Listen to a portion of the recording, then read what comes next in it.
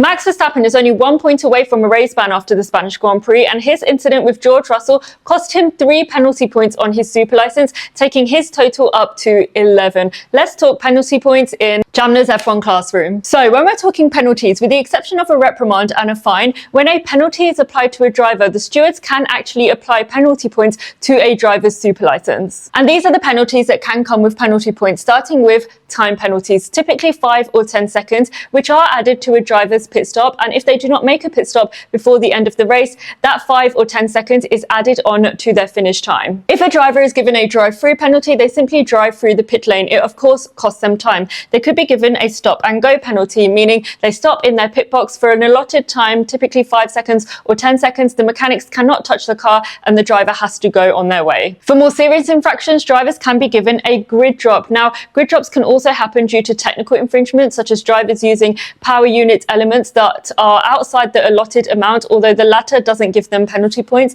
And drivers can also be disqualified in race. This is shown by a black flag. For really serious violations, drivers can be suspended from upcoming races, or they can be suspended for hitting 12 penalty points on their super license. So how does it work? Well, we need to look at Article 4.2 of the sporting regulations, and it says that stewards can give out penalty points. Now, if a driver accumulates 12 points within a 12-month period, they will not be able to participate in the next race. They will receive a race ban. And it's worth noting, though, that each point has its own expiry date. They're given at different times during the year, and each point has its own 12-month expiry. With Max, he's 1 point away from a race ban, so he needs to make sure he doesn't get any penalty points in the next 2 races. That's the Canadian Grand Prix and the Austrian Grand Prix. After that, the 30th of June is when 2 of his points expire, so he will get some relief then. And if a driver does accumulate 12 penalty points on their super license, they do receive a race ban. They won't participate in the race. As for the penalty points, they do get wiped. So there you are. Now you know a little bit more about penalties and how penalty points are applied.